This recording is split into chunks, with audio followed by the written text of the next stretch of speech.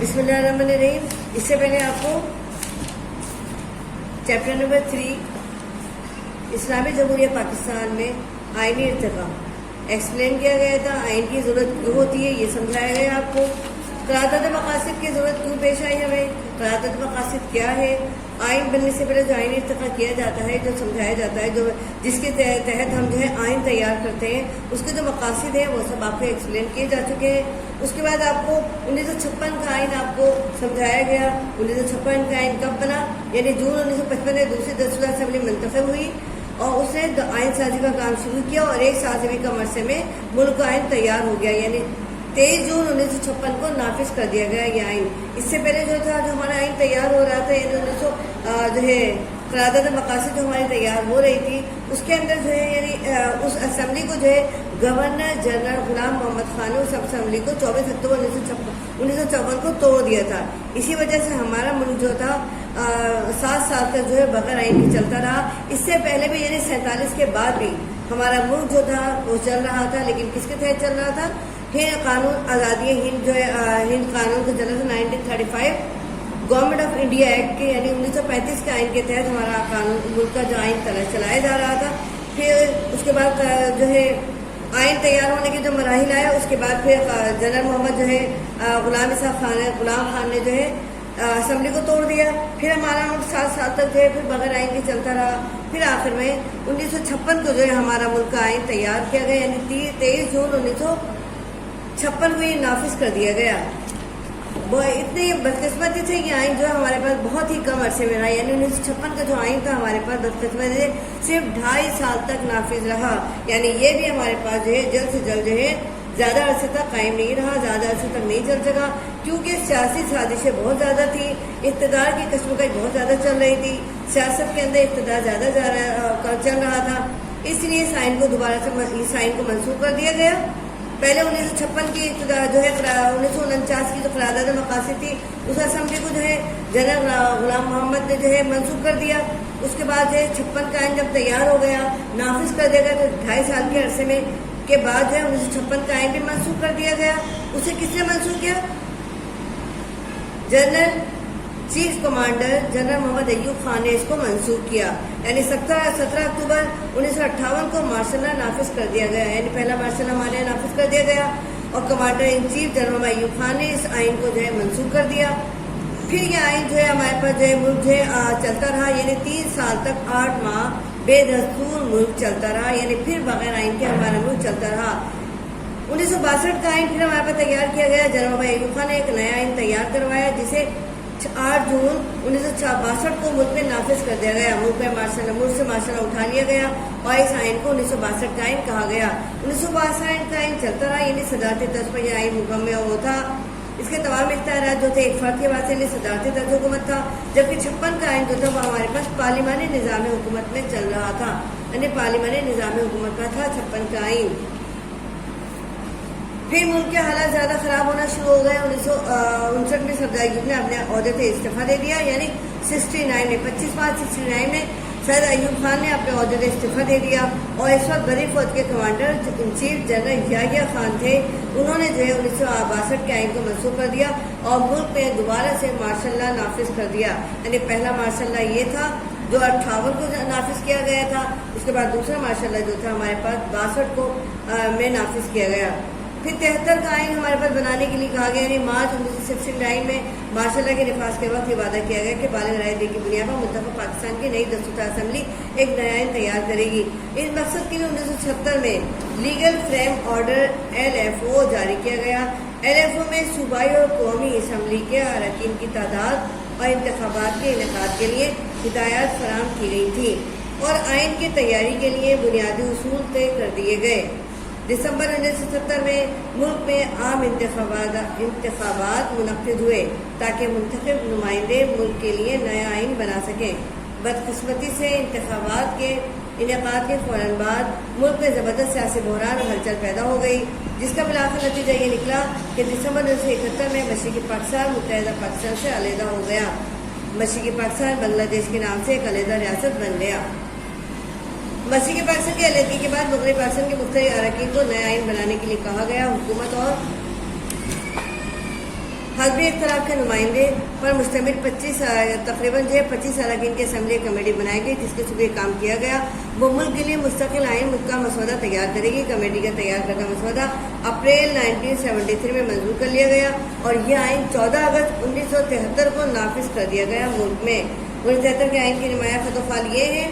اس کے بعد دیکھیے مشرقی پاکستان کے علیحدگی کے اسباب بھی آپ کو ایکسپلین کیے گئے تھے کہ آخر اتنا بڑا صوبہ جو ہمارے پاس ہاتھ میں تھا، یعنی مشرقی پاکستان مغربی پاکستان، جو ایک دوسرے کے بازو تھے، جو ایک دوسرے کے لیے بہت زیادہ اہم تھے، یعنی مشرقی پاکستان مغربی پاکستان کے لیے، مغربی پاکستان مشرقی پاکستان کے لیے، لیکن کیا وجوہات تھی کہ دونوں ایک دوسرے سے بدل ہو گئے اور آپس کے اختلافات اتنے زیادہ بڑھ گئے کہ ملک جو ہے مشرقی پاکستان جو ہے ہم سے علیحدہ ہو گیا، اور علیحدہ ہونے کے بعد جو ہے ملک سے وہ جو ہے بنگلہ دیش کی صورت میں جو ہے سامنے تسلیم آ گیا، یعنی بنگلہ دیش کے طور پر ایک آزاد ملک بن گیا۔ یعنی تمام وجوہات تھیں جو ابھی آپ پڑھ اس سے پہلے آپ کو سمجھائی گئی تھی کہ پاکستان اور مغربی پاکستان کے مشرقی مغربی پاکستان کے درمیان تقریباً 16 کلومیٹر کا فاصلہ تھا۔ سب سے بڑی وجوہات یہی بنی کہ یہ دوری جو ہوتی ہے اس سے جو ہے اختلافات دور نہیں ہوتے بلکہ بڑھتے چلے جاتے ہیں، اور آپس کے اختلافات کو سمجھایا نہیں گیا بلکہ وہ مزید الجھتے چلے گئے، اور آخر کا نتیجہ یہ نکلا کہ اس سے بھارت نے فائدہ اٹھایا، کیونکہ بھارت نے کبھی بھی برصغیر کی تقسیم کو اور پاکستان کے قیام کو دل سے کبھی تسلیم نہیں کیا تھا۔ یہی وجہ اس نے ان تمام غلط فہمیوں کو فائدہ اٹھایا، اور فائدہ اٹھاتے ہوئے اس نے مشرقی پاکستان کو مغربی پاکستان سے علیحدہ کر دیا۔ اب آتے ہیں ہمارے پاس بنگلہ دیش کو تسلیم کرنا، یعنی اب ایک وقت ایسا آتا ہے کہ ایک حصہ جو ہم سے علیحدہ ہوا تھا وہ نئے ملک کی صورت میں سامنے آتا ہے، اور اس کو نئے ملک کی صورت میں تسلیم کرنا ذرا مشکل ہوتا ہے، لیکن آخرکار حقیقت تو حقیقت ہے، حقیقت جو ہے سامنے آتی ہے، اس سے ہم کسی طرح بھی انکار نہیں کر سکتے۔ دنیا کے اکثر ممالک نے بنگلہ دیش کو فوراً ایک آزاد خود مختار ملک کی حیثیت سے تسلیم کر لیا، لیکن مشرقی پاکستان کی علیحدگی اور بنگلہ دیش کے قیام سے مغربی پاکستان کے محب وطن عوام کو شدید صدمہ پہنچا۔ وہ اس کو پاکستان کے لیے عظیم المیہ تصور کر رہے تھے، اور اس سے پاکستان کی وحدت اور اتحاد کو شدید دھچکا پہنچا تھا۔ تاہم 22 فروری تا 24 فروری 1974 کو لاہور میں دوسری اسلامی سربراہی کانفرنس منعقد ہوئی۔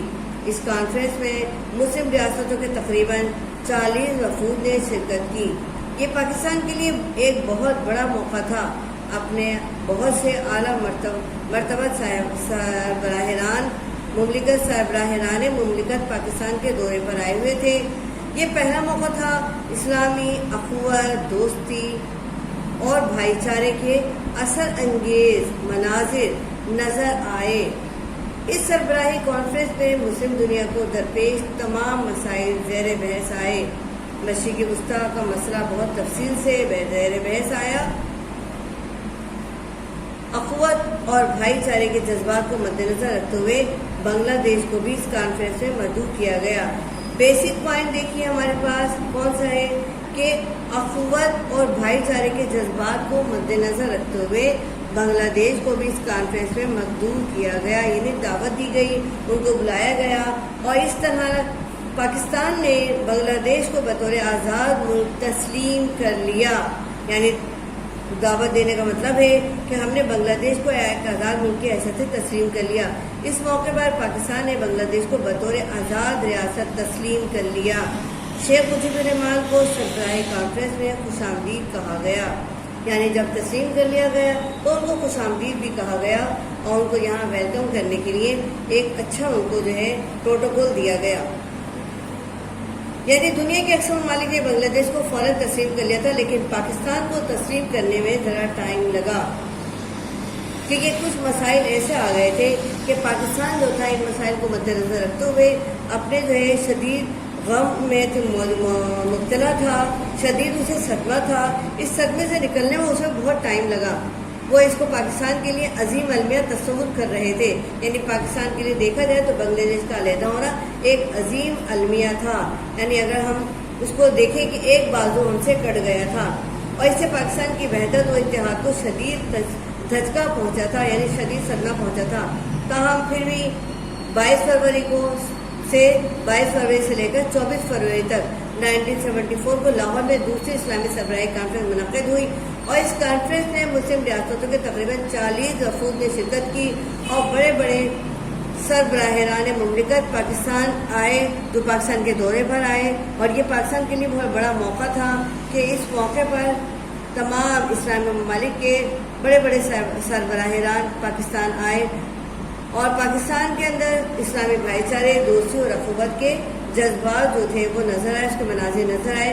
और इसी दौरान जो था यानी जो है मुस्लिम ममालिक के बहुत सारे मसाइल थे जिनको ज़ेर बहस लाया गया, जिनके ऊपर जो है सोचा गया कि उसके मसले का हल क्या है। इसी तरह मशरिक़ वस्ती का मसला भी बहुत तफसील से वहाँ ज़ेर बहस आया कि इस मसले को कैसे हल करना है। इसके साथ साथ यानी तमाम मनाजिर के साथ साथ पाकिस्तान के दिल के अंदर, मगरबी पाकिस्तान के दिल के अंदर अपने भाई यानी बांग्लादेश, मगरब मशरिक़ पाकिस्तान के लिए अखुवत और मोहब्बत के जज्बात, भाईचारे के जज्बात उभर कर सामने आए और इन जज्बात को मद्देनजर रखते हुए बांग्लादेश को भी इस कॉन्फ्रेंस में मदऊ किया गया और इस मौके पर पाकिस्तान ने बांग्लादेश को बतौर आज़ाद रियासत तस्लीम कर लिया। और शेख मुजीबुर रहमान जो इनके सरबराह थे उनको भी कॉन्फ्रेंस में खुशामदीद कहा गया और उनको दावत दी गई इस कॉन्फ्रेंस में आने की। ये आपके थे बतौर पाकिस्तान बांग्लादेश को तस्लीम करना, आपकी समझ में आ गया होगा। अब आ जाइए लास्ट टॉपिक है आपके पास, पाकिस्तान की तरक्की और खुशहाली में हमारा किरदार। 1956 में पाकिस्तान और बांग्लादेश यानी जो है मशरिक़ी पाकिस्तान, मगरबी पाकिस्तान एक ही थे, रियासत थे। 1962 में भी एक ही रियासत थे, लेकिन 73 में जो था यानी 71 जो है जो पाकिस्तान जो था 70 में हमसे अलहदा हो गया था। मगरबी बांग्लादेश हमसे यानी मगरबी पाकिस्तान हमसे, मशरिक़ी पाकिस्तान हमसे अलहदा हो गया था। अलहदा होने के बाद बांग्लादेश की सूरत में एक नई आज़ाद रियासत की सूरत में तस्लीम हो गया। अब हमारे पास रहता है सिर्फ और सिर्फ एक हिस्सा यानी मगरबी पाकिस्तान। मगरबी पाकिस्तान यानी सिर्फ और सिर्फ पाकिस्तान रहता है हमारे पास। अब इस पाकिस्तान की तरक्की और खुशहाली के लिए हमें किस तरह काम करना है, हमें इसके लिए बड़ी सोचना पड़ेगा। अपने दिलों के अंदर जो है हमें इसके लिए बड़ी मोहब्बत पैदा करनी पड़ेगी। अपनी तमाम इनफरादी जो है जज्बात को एक तरफ रखना पड़ेगा। इज्तिमाई जो है मोहब्बत से काम करना पड़ेगा, इज्तिमाई ज़रूरत के तहत काम करना पड़ेगा, ताकि हम सिर्फ अपने लिए नहीं बल्कि अपने मुल्क के लिए काम करें, क्योंकि हम पाकिस्तान से हैं, पाकिस्तान हमसे है। अगर हम कुछ नहीं करेंगे पाकिस्तान के लिए तो पाकिस्तान का वजूद ख़त्म हो जाएगा।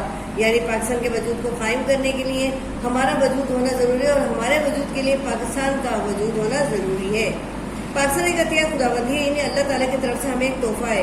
आप ये जानते हैं कि ये हमें 27 रमज़ान मुबारक को अल्लाह ताला की तरफ से तोहफ़े के तौर पर मिला। पाकिस्तान जो था 1857 से हम जंगी आज़ादी में की कोशिश कर रहे थे, जंग लड़ने की कोशिश कर रहे थे, आज़ादी हासिल करने की कोशिश कर रहे थे। 1857 के बाद मुसलसल जद्दोजहद के बाद अल्लाह ताला ने हमें रमज़ान में 1974 को 1947 को हमें ये मौका दिया कि अल्लाह ताला ने हमें इस पाकिस्तान जैसा तोहफ़ा हमें इनायत किया। इसका इस्तेकाम और खुशहाली तमाम पाकिस्तान की जिम्मेदारी है। पाकिस्तान मुखालिफ अनासर और क़ुव्वतें बहैसियत मुल्क पाकिस्तान को और बहैसियत कौम मुसलमानों को नुकसान पहुँचाने के दर पे हैं। इन हालात में हमारी जिम्मेदारियाँ हमें देती हैं। पाकिस्तान की इस्तेकाम और खुशहाली के लिए हमारा किरदार हस्ब ज़ैन होना चाहिए। हमें सब मेहनत से काम करना चाहिए और कौमी नशोनुमा और फ़रोग़ के तमाम शोबों में तरक्की करनी चाहिए ताकि मुल्क खुशहाल और माशी तौर पर आज़ाद हो। हमें लिसानियत और इलाक़ाइयत से बुलंद होकर सोचना चाहिए। यानी हमें ये नहीं देखना चाहिए कि हमारी ज़बान क्या है, हम किस सूबे से ताल्लुक़ रखते हैं, हम किस नस्ल से ताल्लुक़ रखते हैं, हम किस इलाक़े से ताल्लुक़ रखते हैं। हमें सिर्फ ये सोचना चाहिए कि हम पाकिस्तान से ताल्लुक़ रखते हैं बस। हमें पाकिस्तान के लिए काम करना है, पाकिस्तान के इस्तेकाम और खुशहाली के लिए मेहनत और जद्दोजहद करनी है। इसको बुलंद करना है, इसका म्यार बुलंद करना है। हमें अपने कौल और फैज़ पाकिस्तान से मोहब्बत और गुरबती का इजहार करना है। हमें अपनी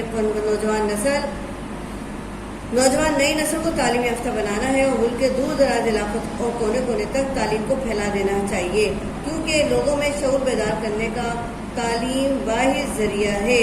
अगर हम लोगों में शऊर बेदार कर सकते हैं तो वो सिर्फ तालीम के ज़रिए कर सकते हैं, इसके अलावा कोई ज़रिया नहीं है। और वैसे भी आप जानते हैं कि अल्लाह ताला ने तालीम के हवाले से यानी इल्म के हवाले से ही इंसान और अशरफुल मखलूक जो है इंसान और जिन के दरमियान में या इंसान और हैवान के दरमियान में इंसान ने अल्लाह ताला ने इंसान को बुलंद मर्तबा हासिल रुतबा अता फरमाया है, यानी सिर्फ तालीम और इल्म की बदौलत ही।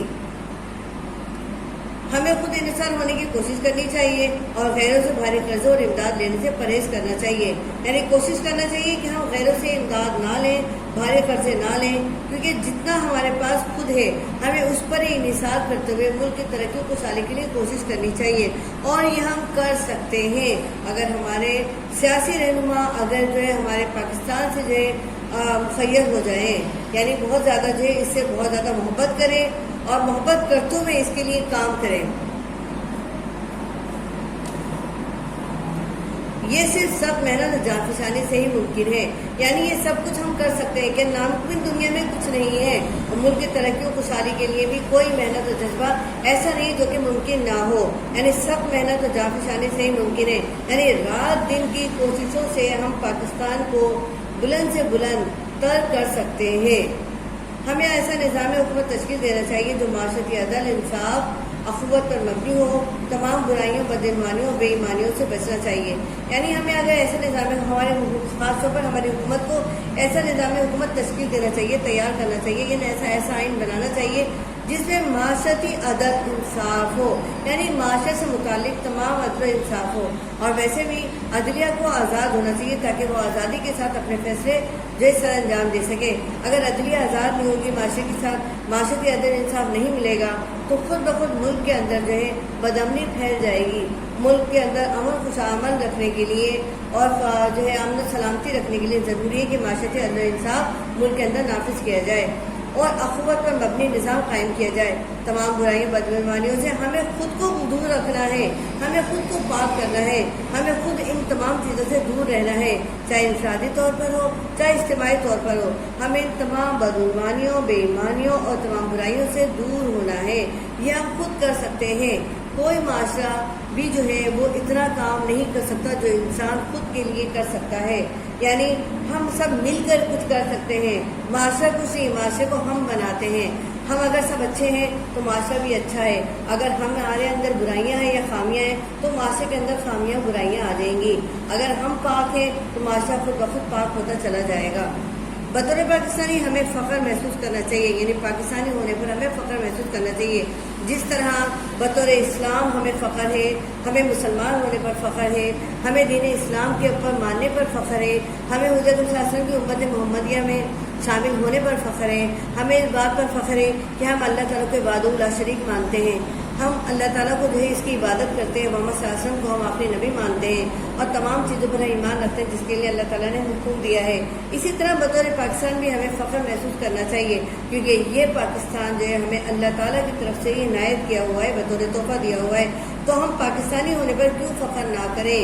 یعنی پاکستان ہے تو پاکستانی ہے، اگر پاکستان نہیں تو پاکستانی بھی نہیں. لہذا اللہ تعالیٰ ہمارے پاکستان کو جو ہے سدا خوشحال رکھے، سدا آزاد رکھے اور اس کے ساتھ ساتھ ہمیں بھی اللہ تعالیٰ اتنا موقع دے کہ ہم اس کی ترقی اور خوشحالی کے لیے کام کر سکیں. امید ہے آپ کو یہ چیپٹر اچھی طرح سمجھ آ گیا ہوگا. پاکستان کی ترقی کے لیے بطور ہمیں طالب علم بھی کیا کام کرنا ہے، بطور ہمیں جو ہے پاکستان کی حیثیت ایک جو ہے عوام کی حیثیت سے کیا کام کرنا ہے، یہ آپ کی سمجھ میں اچھی طرح آ گیا ہوگا. لیکن ہم جب بھی کچھ کر سکتے ہیں جب ہم تعلیم حاصل کریں، یعنی سب سے پہلا جو ہے تعلیم حاصل کریں گے تبھی آپ ملک کے لیے اس کی خوشحالی کے لیے کچھ کر سکتے ہیں. لہذا کوشش کریں کہ تعلیم پر زیادہ توجہ دیں. آپ نے سنا ہوگا قائد اعظم نے جو ہے نوجوانوں کو جو ہے پاکستان کا معمار سمجھتے تھے، انہیں پاکستان کے لیے ایک اسلحہ خانہ تصور کرتے تھے. یعنی ہمارے نوجوان ایک ایسی ہمارے لیے جو ہے اسلحہ خانہ ہے کہ اگر یہ طاقتور ہے تو پاکستان طاقتور ہے، پاکستان کے اندر استحکام ہے. اگر ہمارے نوجوان تعلیم یافتہ نہیں تو پاکستان کے لیے ترقی کرنا ناممکن ہے. لہذا پاکستان کے لیے ضروری ہے کہ ہمارے نوجوان جو ہے زیادہ تعلیم حاصل کریں. اور قائد اعظم جو ہے نوجوانوں کو اسی بات پر توجہ دیتے تھے کہ تمہارا اصل کام کیا ہے؟ اپنے ملک سے وفاداری، اپنے والدین سے وفاداری، اپنی ذات سے وفاداری اور اپنی تعلیم پر پوری توجہ. یعنی وہ طالب علموں کے لیے زیادہ زیادہ اسی بات پر توجہ دیتے تھے کہ اپنے اندر جو ہے اسلامی شعور پیدا کرو، بدعنوانیوں سے دور رہو اور اپنی ذمہ داریوں کو سمجھو اور سب سے زیادہ تعلیم پر توجہ دو. ہمارا ملک خود بخود خوشحالی کی جانب گامزن ہوتا چلا جائے گا. یعنی یہ بیسک چیز ہے اگر تعلیم ہے تو ہم ہیں تو پاکستان ہے تو پاکستان کی ترقی اور خوشحالی ہم سے وابستہ ہے. Thank you. اس کو اچھی طرح سمجھیے اور یاد کیجیے.